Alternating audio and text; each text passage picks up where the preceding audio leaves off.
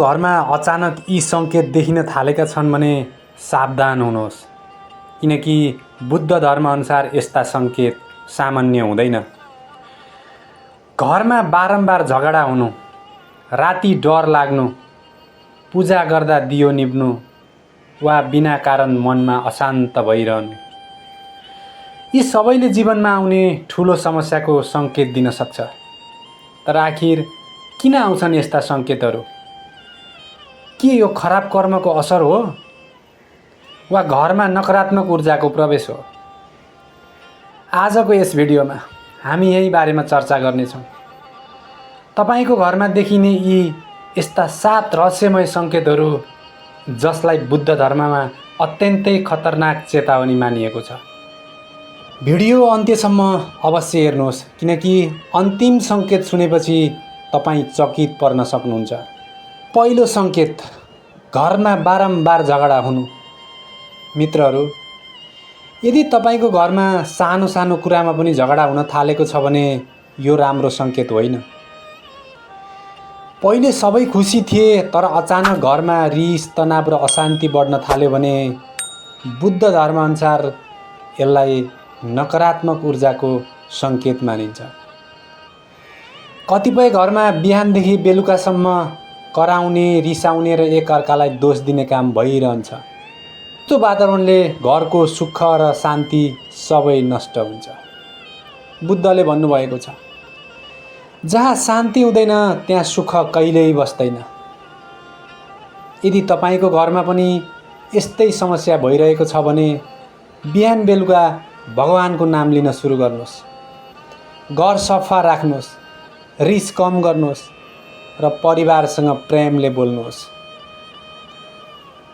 दोस्रो सङ्केत, राति अचानक डर लाग्नु। कतिपय मानिसहरू राति अचानक बिउजिन्छन्, मन अतालिन्छ, अजीब सपना देख्छन्, कसैले बोलाएको जस्तो महसुस हुन्छ।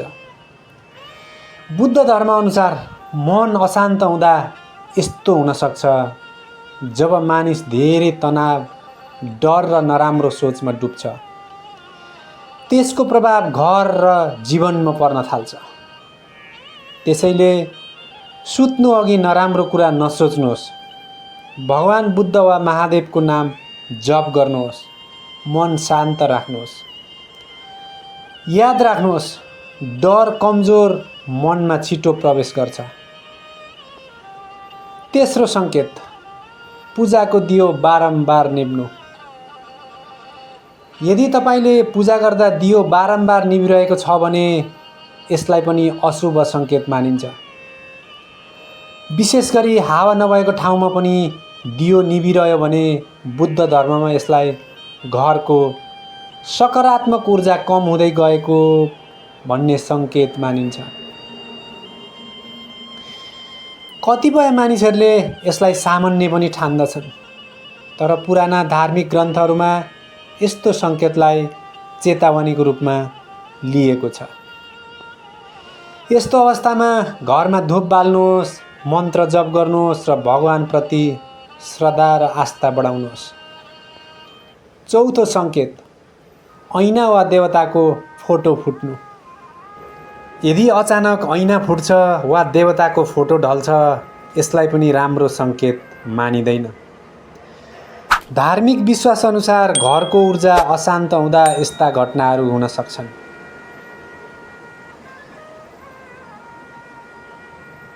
कतिपय मानिसले यसलाई संयोग मात्र भन्दछन्, तर बुद्ध धर्मले हरेक घटनाले केही न केही सङ्केत दिने बताएका छन्। त्यसैले घरमा नकारात्मक कुरा कम गर्नुहोस्, झुट र धोका, घृणाबाट टाढा रहनुहोस्। पाँचौं सङ्केत, पैसा घरमा नटिक्नु। मित्रहरू, कतिपय मानिस दिन रात मेहनत गर्छन्, तर पैसा टिक्दैन। कमाएको पैसा अचानक खर्च हुन्छ, समस्यामाथि समस्या आउँछ। बुद्ध धर्मअनुसार गलत कर्म र नराम्रो व्यवहारले धनलाई टिक्न दिँदैन। यदि तपाईँ अरूलाई दुःख दिनुहुन्छ, झुट बोल्नुहुन्छ वा कसैलाई धोका दिनुहुन्छ भने त्यसको असर जीवनमा अवश्य पर्छ। त्यसैले सधैँ राम्रो कर्म गर्नुहोस्, किनकि कर्मले नै भविष्य बनाउँछ। 6औं सङ्केत, घरमा बिरामी बढ्नु। यदि घरमा एकपछि अर्को मानिस बिरामी भइरहेका छन् भने यसलाई पनि चेतावनीको रूपमा हेरिन्छ। बुद्धले भन्नुभएको छ, शरीर मात्र होइन मन पनि स्वस्थ हुनुपर्छ। जहाँ धेरै तनाव हुन्छ त्यहाँ रोग पनि बढ्छ। त्यसैले घरमा शान्त वातावरण बनाउनुहोस्, रिस, घृणा र अहङ्कार कम गर्नुहोस्, भगवानको स्मरण गर्नुहोस्। 7औं र सबैभन्दा ठुलो सङ्केत, भगवानलाई बिर्सनु। मित्रहरू, मानिसले जब भगवानलाई बिर्सिन थाल्छ त्यहाँबाट दुःख सुरु हुन्छ।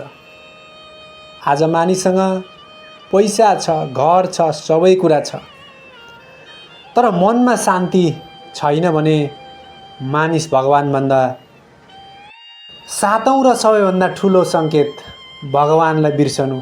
मित्रहरू, मानिसले जब भगवानलाई बिर्सिन थाल्छ त्यहाँबाट दुःख सुरु हुन्छ। आज मानिससँग पैसा छ, घर छ, सबै कुरा छ, तर मनमा शान्ति भने छैन, किनकि मानिस भगवानभन्दा धेरै अहङ्कारमा बाँच्न थालेको छ। बुद्धले भन्नुभएको छ, मानिसको सबैभन्दा ठुलो शत्रु उसको खराब सोच हो। यदि मन शुद्ध भयो भने घरमा सुख, शान्ति र समृद्धि आफै आउँछ। त्यसैले मित्रहरू, यदि तपाईँको घरमा यी सङ्केतहरू देखिन थालेका छन् भने डराउनु पर्दैन, तर समयमै सचेत हुन जरुरी पर्छ, जरुरी हुन्छ।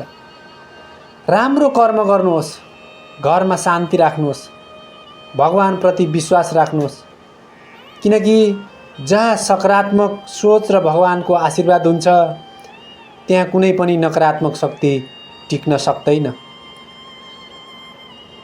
यदि यो भिडियो मन पर्यो भने एक लाइक अवश्य गर्नुहोस् र च्यानलमा नयाँ हुनुहुन्छ भने सब्सक्राइब गर्न भने नभुल्नुहोला।